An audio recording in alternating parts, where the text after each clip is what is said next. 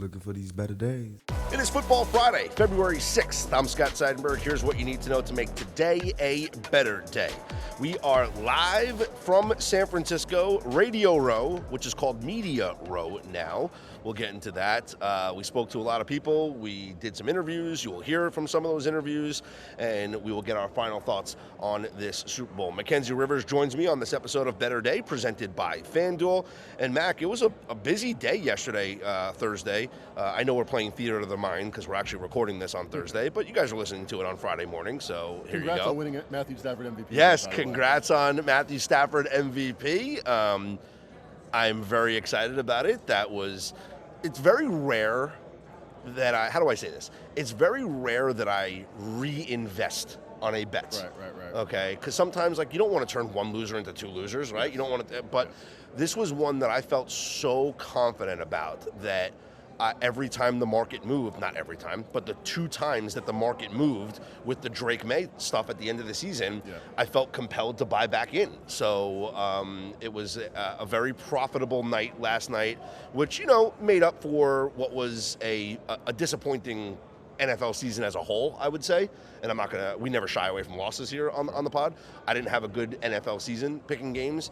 This was a very nice cash last night. You might have found your niche because this is not the first sport where you said this guy's getting plus money to minus money, and I don't buy it. You threw out all the I don't even remember his name. Aaron Judge, Cal Raleigh, name, and so did the voters. But a lot of the times there's these late season pushes, like when Stafford threw 2 picks and lost to the Falcons, yes. But the course of the season, he was the most important player in the league. It's amazing you bring that up because I do think that there's so much value on these futures markets in the season. In the games yes. Yes, because the market is so volatile, and the market is, as we know, and I've said it 1,000 times, the market is reactionary, not predictive. Right. And so, yes, you can put your position in before the season starts, but I mean, like most of our listeners, I don't want to have my money tied up for the entire season, right? Especially if you're not making a serious investment. Like I'm not making a $10,000 investment here, But I will say that if you don't want to tie your money up for the entire season, you can buy in at different points throughout the regular season,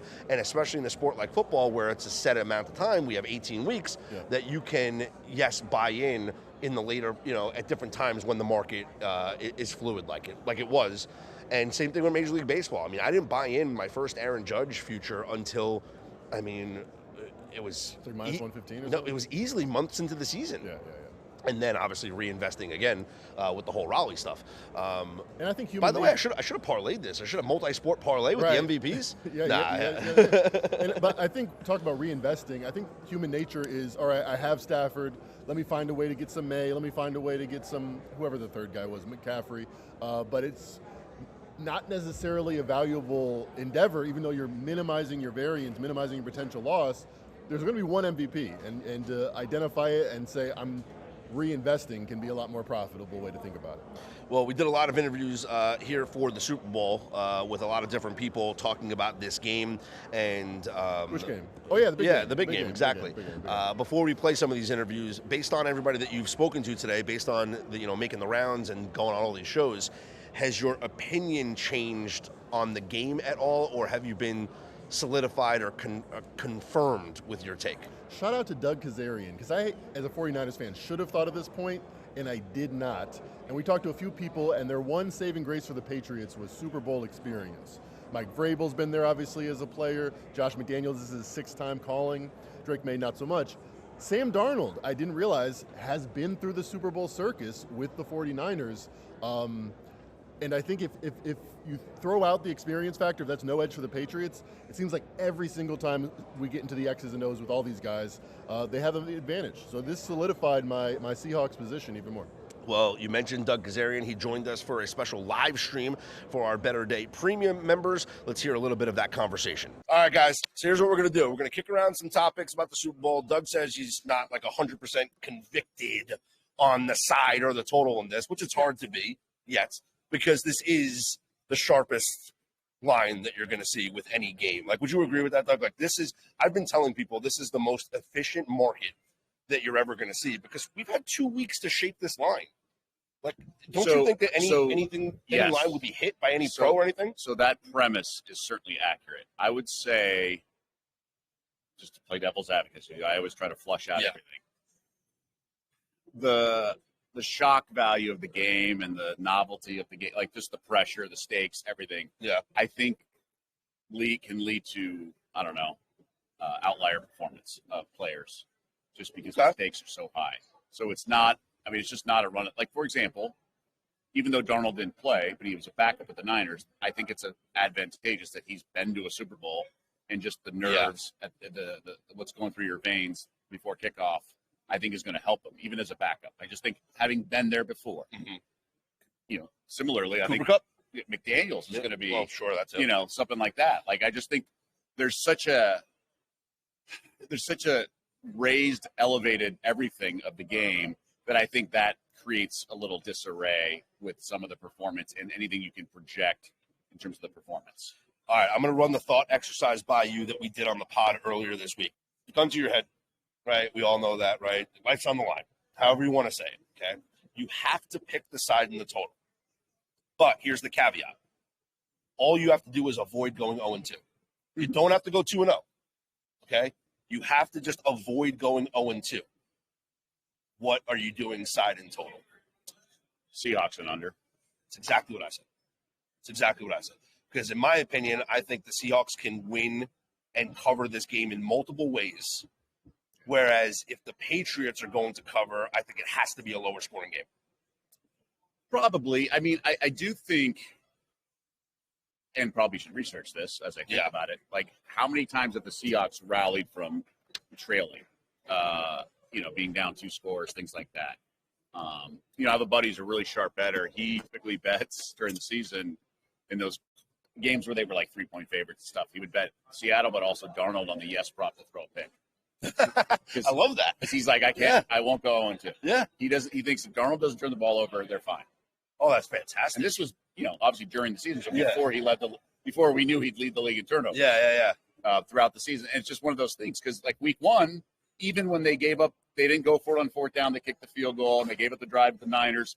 Still, they were right there, and the ball got hit out of his hand, and that was a fumble, right? So they could have won that game. And so the few times they haven't covered this year or the few times they lost, it was because of a turnover or whatnot. But there's times where they've covered and he's had to turn. So he's gone 2-0 several times. Well, look at the game, the first Rams game, 4 interceptions, and they cover, right? Yeah, you can do an alt line and ladder it up and still win. Exactly. How much are you putting any stock, if at all, into the strength of schedule argument? The Patriots having the easiest path here to a Super Bowl that we've ever seen. The Patriots being the first team to ever average this few points per game in the playoffs and make the Super Bowl versus the Seahawks, who have been battle-tested and have played tougher opponents and things like that. Yeah, I mean, I think we want to live in a world where people, interaction can be summarized in a Facebook status update, right? Like, we want everything so simplified. It's like, oh, he's a hockey guy, or it's like, all right, he probably also knows the NFL, like these bettors we know, you and I know that it's like, oh, he's diehard. Like, just because you have an identifiable trait or whatever. So obviously there's low-hanging fruit with talking points and things like that, but like it's nuanced. And so the Patriots had to win some low-scoring games. They also beat 3 teams with the top 5 defense. And they're going to have to face another one on Sunday. And they also won high-scoring games against the Bills. They won a high-scoring game against the Bills. Yeah. And, like the weather was terrible. And do you want them slinging it around when they realize C.J. Stroud stinks and they have a lead? And, like, you want them playing a certain way? Like the Broncos games, it was fortunate. So that's in everyone's memory. And, they probably should have lost that game, all things considered, if Stidham doesn't throw the backhand at bats. But, okay, so they should have lost to a 1 seed on the road. Who cares? Yeah. Like, they're here. They can win the game. Now, I'm sort of downplaying all the bashing of the Patriots.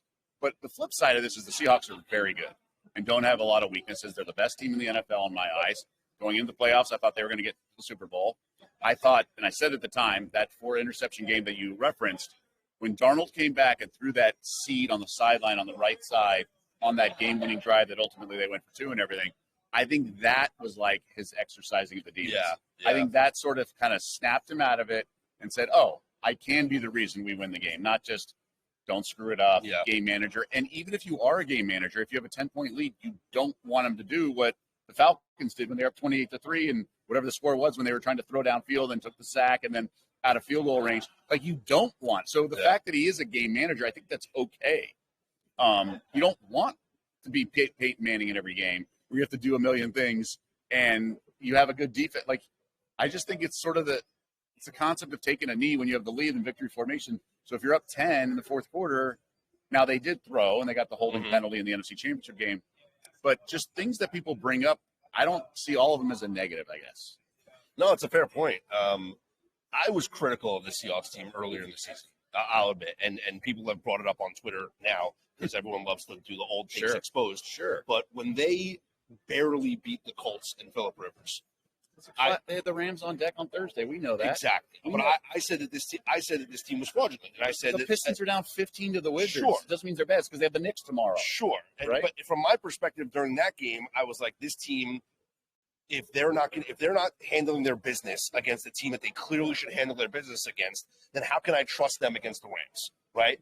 But the Patriots lost to the Raiders at home. Exactly. We can cherry pick stuff all the time. Yes, but also I can change my opinion because then what did I see?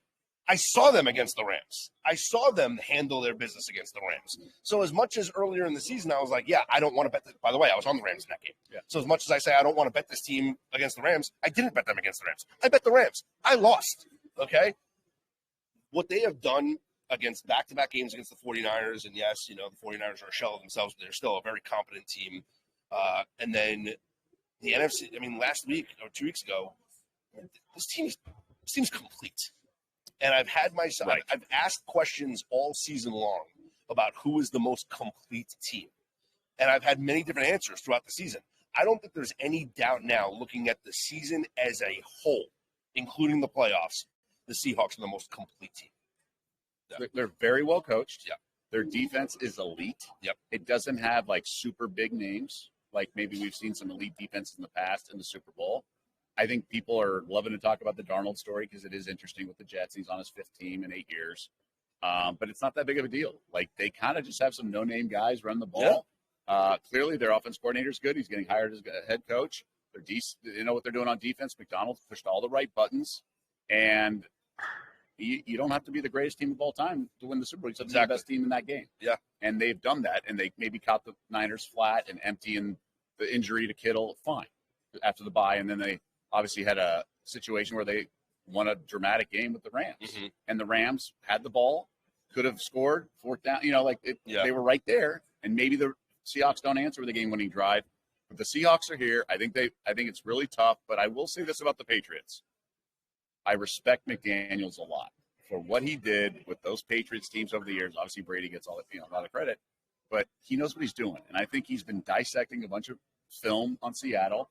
I think we're going to see plays that we haven't seen all year from New England. I think they're going to use the running backs, much like the Rams had 5 receptions by running backs in the NFC Championship game. I think we're going to see both running backs for the Patriots get receptions. I think when you have a bad offensive line and you have an alligator-armed left tackle, you want to soften the pass rush. And you do that going side to side with some bubble screens, and you throw in pitches and check downs. I think you just have to do that.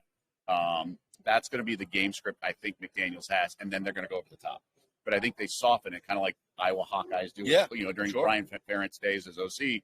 I think they set up a lot of the play action with the stretch handoffs, and I think there's going to be a lot of that. But instead of stretch handoffs, I think they're going to have underneath stuff, dink and dunks, screen passes, everything, because that tires out and frustrates the pass rush, and it doesn't tire your offensive line that much. Because they only have to backpedal a little bit if they know where the ball's going. And these guys are sprinting every play. Mm-hmm. They don't know if it's going to be a 7-second scramble by May or it's going to be a quick hit. Good stuff there from Doug Kazarian, who joined us live on Radio Row talking about the Super Bowl, of course. We also, Mackenzie, spoke about the injuries in this game. We know Drake May's been dealing with the shoulder issue. Nick Emmanuri for the Seahawks is dealing with a low ankle sprain. Robert Spillane of the Patriots is banged up as well. Well, no one better to talk injuries with than Dr. David Chow, Sports Injury Central. The guys over at SIC Picks have had an incredible run this NFL season, and we were privileged enough to sit down with Dr. Chow himself. Let's talk about some of the injuries that are being mentioned in this game. Obviously, throughout the course of the playoffs, the Drake May shoulder injury has been a big topic of conversation. Do you think that is the reason why it attributed to him running more in the AFC Championship game as opposed to passing more? Because his passing numbers have been down. We, watching the AFC Championship game, noted the 13-yard scramble over a Funga tackle that he injured his shoulder.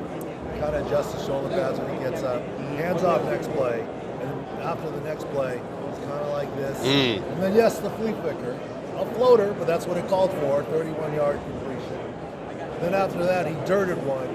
Snow, wind, bad grip, couldn't step in, pressure, arm, not sure. And then he threw one out of bounds. That was it.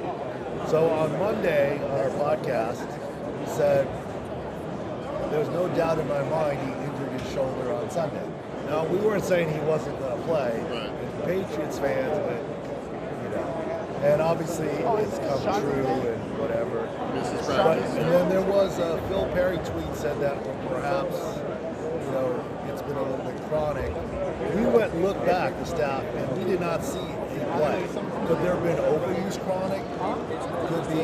There's no question there was an acute injury on chronic.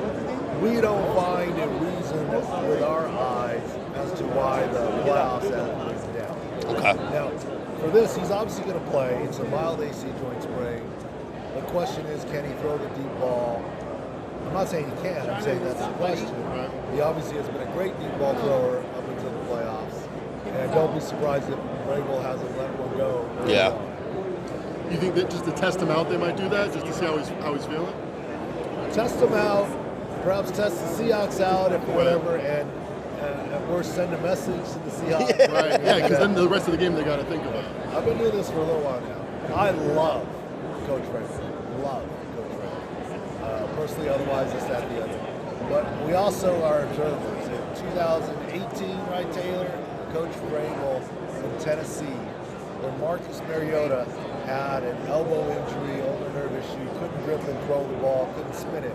We said he can't throw deep, he can't throw deep, he can't grip and spin it. What did Vrabel do? First series, 50 yards, incomplete. Yeah. Incomplete, but never did it again. Right. But the opponents got served notice that he's Sure. willing to do so. So, you know, sometimes that's what you need. That's a great example. Yeah, so maybe much ado about nothing right now. Well, I think what riled Patriots fans up, I said, this is 2 Mondays ago, right after the championship game, I was more worried about Drake May's shoulder than Sam Darnold's oblique. Sure.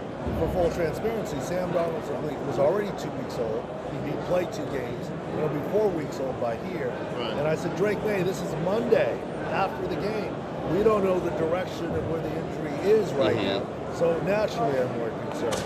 But at this point, I'm more concerned about Robert Spillane and Harold Landry than Drake May. Well, what about Nick Emmanuri? And We were talking on Patriots. Okay, all right, yeah. So that's one of the biggest injuries that has come up this week has been Emmanuri, who Mike McDonald says it's a low ankle sprain. Could you just explain for the audience the big difference between the low ankle sprain and the high ankle sprain? I don't know why Mike's copying us, because we said that this morning. Yeah. Before the press. No, just joking. And look, the way that he was limping yesterday, yes, it is just video. I'm not examining him. Yeah. And Taylor went down and got video of Mbaré at the Seattle press conference, etc. It's a low ankle sprain. Why? First of all, let's note, first week of the season, his first game in the NFL, he had a right high ankle sprain. We have the video. He missed 3 games for the Seahawks. This is not that, because I'll tell you why. Even though they were full pads, it's very hard to get a high ankle sprain when there aren't extraneous bodies following them. And then even in a full padded practice, when you're defending the ball, there's not a lot of other bodies that will follow you. So we do believe it's a standard basketball type inversion sprain. It gives him a chance to play, yes. And it's amazing how polarizing injuries are. Half the world says it's obvious he's not going to play, and half the world says it's obvious he's going to play. It's the Super Bowl, adrenaline. I think he's going to try and play. The question is, if he were a run-stuffing middle linebacker and filled the A-gap, he'd be fine. If he were an offensive tackle, he'd be fine, or a guard, maybe not pulling guard. But he plays in space. He plays everywhere. He plays up in linebacker. He goes free safety. He's a slot corner. He's the widget, right? He's the Swiss Army knife. He does it all, and he's very athletic and very fast. And so the cutting ability is going to be in question, even if he plays. Can he do everything that he normally does? And what are you hearing about Spillane? Talked to Spillane this morning. He's sure that he's going to play. We know he wants to play. He's a consummate veteran. But look, he did not return. Look, when he went to the locker room in the Denver game, we said, by video, I think he has a chance to return. And I get it. Normally you go to the locker room, you don't return. Yeah. Well, we say he has a chance to return. And we saw him running on the sidelines afterwards, came in. But he didn't return. Part of that is the injury. But part of it is with the snowy conditions, it's hard enough to cut when you have a healthy ankle in poor traction. You put a bad ankle out there in poor traction. That's why Gibbons finished off the game. Do you think that's more because of him being less than 100% on the field, or is it the risk of injury in the snowy conditions that's the worry? Well, I think it's less than 100% because at that point you're just trying to get to the Super Bowl. Right, you get him injured, yeah. And the bottom line is, so 70%, I'm just throwing out a number, 70%, Spillane, or a 95 or 100% backup. Yeah, Gibbons. that's a right? good point. I mean, that's kind of what it comes down to. The traction was hard enough in the snow. Yeah. Kind of. So. Great conversation, and thanks again to Dr. David Chao. Again, SIC, Sports Injury Central. Those guys did a great job all season long with their picks, especially with their player props. Mackenzie, I mean, the guy knows his stuff. Yeah, absolutely. It's about composite scores when you talk about injuries. It's not like is he hurt or not, but how it fits into a larger narrative. And I thought it was pretty enlightening talking about how Sam Darnold is in one part of his injury 4 weeks out versus Drake May suffering it on a particular play he identified versus the Broncos, where I think that's much more of a question mark. And I like, we talked about with Chris Dell, I kind of like his passing yards, I kind of like his attempts. I like more his attempts now than his passing yards. I think there is a chance that this is a real injury. Really? I do, yeah. Okay. I mean, we have like 8 throws that he's thrown after this identified part, and a couple of them he bounced. So I'm not saying he's going to be pulled for Joshua Dobbs or anything, but I think it's less than a 0% chance that he's not going to be the player he was all season. Wow. Well, good stuff from Dr. Chao, and good stuff there from Doug Kazarian, who we heard from a little bit earlier on. Well, we also had the opportunity here on Radio Row to catch up with our good bud, Joe Serralo. Joe is a host on VSiN, does some part-time work. He also hosts on CBS Sports HQ. And Joe is actually going to be joining us on Better Day, as he will be providing college basketball picks.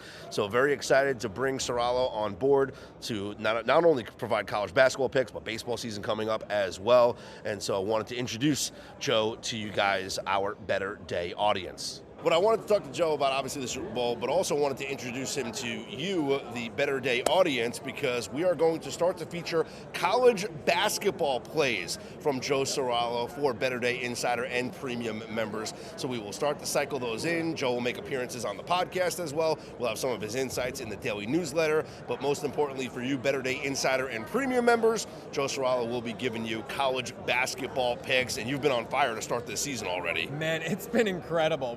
115-73 is the record, and if you want the transparency, and I'm not giving you a line, go to my Twitter at @TheJoeSerralo. Every pick I make is logged. I think the last 2 days I might be behind because we're here at the Super Bowl. Sure. But every pick is logged on there, and I don't know, is this live? Are people going to get any action tonight? Should I give something out, or is this going to be old news? No, this will be on Friday. Okay, so yeah, all right. so stay tuned for my upcoming college picks then. Well, one of the things that we love to do, I know we're at the Super Bowl here, but we do the college basketball system. Is something that our listeners are very familiar with, and that is when we have 2 different college basketball systems. One is the unranked home favorites against ranked opponents.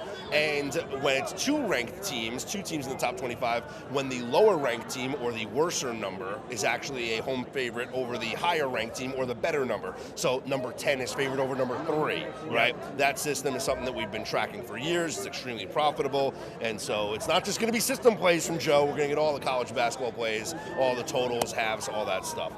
Have you settled in on your Super Bowl bets yet? I have. I have actually, as of this morning, I say this morning, it's Thursday at Radio Row. Everything has been locked in, so no changes will be coming. I've got 2 props, a same-game parlay, which I've been, and look, I'm with you, Scott. Like parlays are, a sucker's bet for the most part. Yeah. I've been hitting same-game parlays this postseason. Like we love it. They're correlated. I've been hitting them left and right. A lot of alt lines too. For example, Buffalo, Denver in that playoff game. I had Allen alt on the rushing yards 25 plus. Bo Nix 15 plus. Nice. And that was it. A 2-legger. I don't do like 8 legs. I'm not crazy. Sure. It was a 2-legger. It was 2-1, and it hit by halftime. So the same game parlays this postseason have been good. I got one of those, 2 props, and then my straight bet my side. Did you bet any game props? Like Gatorade and no, like one of my 3 straight scores. Yes, things like that. One of my favorite bets that we gave out already, and everyone knows, we love the under 1.5 yards for the shortest touchdown in the game. Yeah, so that hand it to Marshawn. Yeah. Well, you can bet that. Up on certain sites, they do have some of the props. Will the Seahawks attempt a pass from the 1-yard line? Oh my God, I hope not. As a novelty prop. One of my favorite questions I'm going around asking people, I'm doing like quick hits at the end of my social media interviews, and my final question is, game on the line, you're at the 1 to win the Super Bowl, who do you hand it to, any player past or present? Marshawn Lynch. Marshawn's like 80% of the answer. Although, that's fantastic. Who do you think Mad Dog said? I just did Christopher Russo, Mad Dog. He probably said I would hand them off to Refrigerator Perry. Oh, close. No, he said Jim Brown, Joe, Jim Brown. And I knew he was going to give that answer. No, that's a very good answer, Joe. That's a very good answer, Joe. It's a very good question. Very good question. Very good. Very good question. Everything I asked. Favorite Bad Bunny song? Very good question. Yeah. Very good question, Joe. Very good question. Incredible. There's my terrible attempt at doing a dog. That was great, actually. He's the best guy you'll ever meet. What's been your experience like here? Oh, I mean, this is great. So it's my 8th Super Bowl, actually. Wow. I started coming as a sophomore in college with St. Bonaventure. I did St. Bonaventure Radio today. I was on WSBU. SBU. I was on it today. Yeah. I'm thrilled to see those cats are still there. I will say I'm starting to feel old. This is the first time I've shown up at Radio Row and not known a single Bonaventure student. That's funny. Like no overlap. When I was a senior, they were a freshman. Nothing. So I'm starting to feel old, but it's great. I'm going on with them Friday, and they're great guys. They're keeping a tradition that I started going. That's great. I actually, as a freshman, ran for sports director of the station. My platform was, I'll take us to the Super Bowl. Won me the election. I delivered, and they're still going.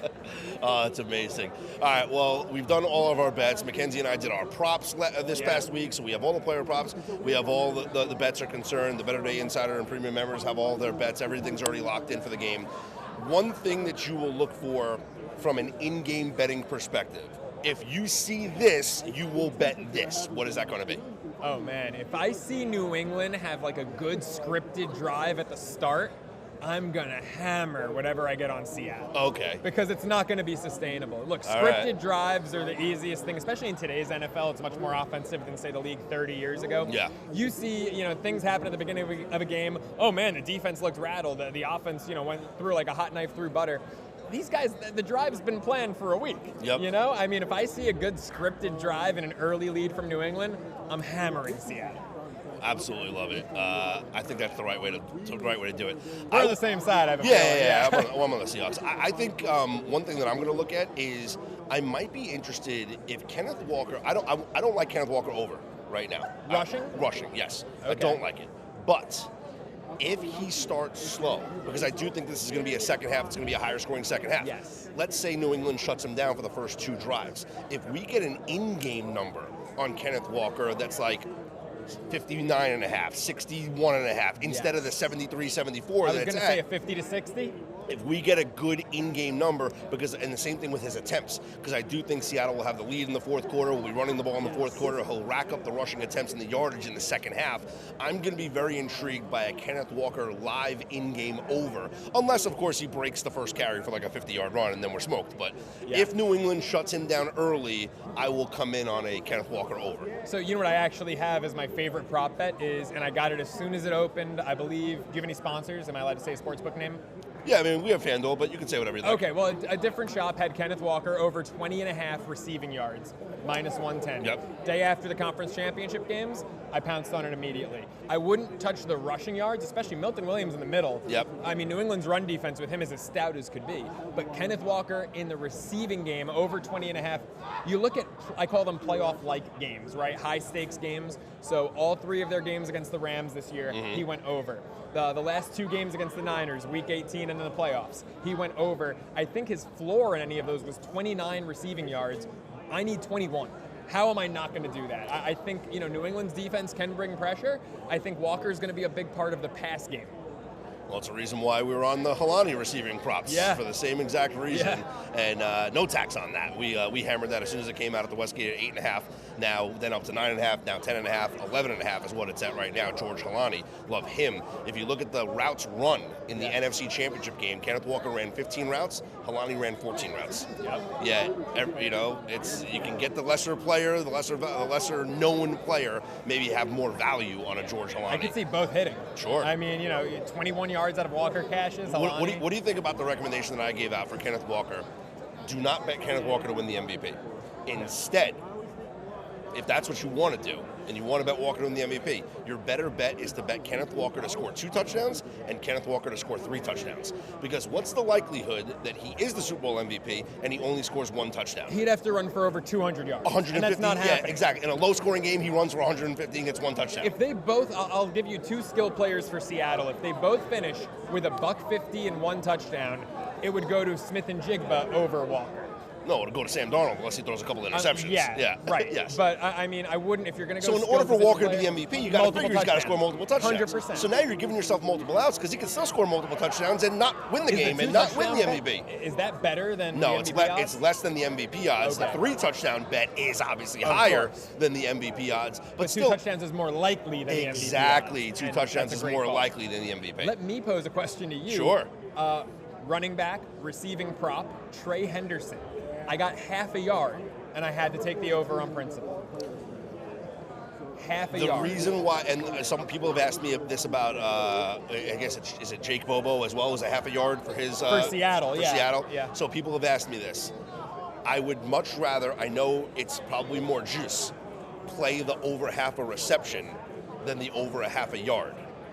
Yes. Because obviously they both have to happen the same way, right? Of course. But negative there is a scenario that you get a catch for no gain. Right. There absolutely is. Like think about how many times there's like a pop pass on a jet sweep that winds up being a catch. It's a forward pass, but it's actually -1 yards or it's stuffed at the line of scrimmage. So to Scott's point, Henderson had a reception against Houston for -2 yards. There you have it. He had no receptions against Denver, so he's failed to go over a half a yard 2 straight games.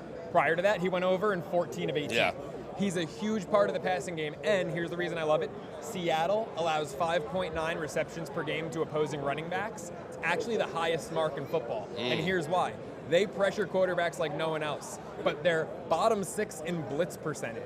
So you send a 4-man rush, make the quarterback panic, running back's right there. Yeah. Easy dump off. I think Henderson, look, people are worried about his snap count. It's the Super Bowl. Everyone was worried, do you remember in Arizona about Mahomes' high ankle sprain? Sure. And what did I do? I hit the Mahomes rushing props. Everyone said, you're crazy for that. He cleared them. It's the Super Bowl. These guys, they leave it all out there. They've got 6 months to get healthy. Henderson's going to be involved. Well, great stuff, Joe. Tell the people where they can follow you on social media so we can get all of our followers to start following you and be ready for all the incredible content that you're going to start providing us. So. I love it, man. I'm excited. At the Joe Serralo on Twitter, at Joe Serralo on Instagram, with VSiN, with CBS HQ, and soon to be with you guys. I'm excited, man. Baseball season around the corner, too. Can't wait for that. We're going to be my sharpest sport. Yes, Joe's a former college pitcher, of course. You look how tall and lanky he is. You know he throws the ball hard. We will have, of course, for baseball season, our first 5 in strikeout database, which will be up for Better Day members. And Joe will be providing picks starting with college basketball and, yes, into baseball season as well. So we can't wait to get you guys on board with that. All right, Mac, we heard the insights. We made the rounds. We saw Kirk Herbstreit and Peter. We're here. I was very excited about that. The Charmin Bear was giving out toilet paper. That was exciting as well. Is there a bidet mask? Any final thoughts here on the game? I've not changed. I've not wavered off of my final score prediction of 27-20. Any final thoughts from you? I like JSN more than I did at the beginning of the day. I like Kenneth Walker, and I was fading him before even less. I think the Patriots' rush defense is real, and a shout out to Steve Fezzik for his great prop. I mean, it's not just knowing the game, it's knowing where to find this props. I hadn't seen this prop, but under the total rushing yards, everyone I talked to, everyone looking at the game seems to like the rushing defense matchup for both teams. So that kind of points me to the over, a lot of passing, and definitely both teams under 224.5 rushing yards. Makes a lot of sense. Yeah, shop around, figure out a book that has that line If you're up. in Vegas, Stations posted it. Stations, casinos in Vegas has that line. All right, that's an interesting one there. So the game total rushing yards to go under. All right, that'll wrap things up for us here on Radio Row. Want to thank you guys for tuning in. As always, make sure you follow us on social media. We'll release some of the videos from the interviews that we've done here throughout the course of the day yesterday. And any final thoughts that we have on the Super Bowl, of course, we will send out as well. For Mackenzie Rivers, I'm Scott Seidenberg. Here's hoping you make today and every day a better day.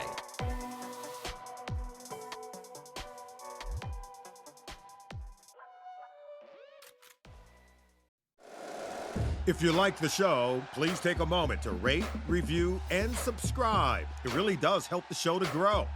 Thank you for listening.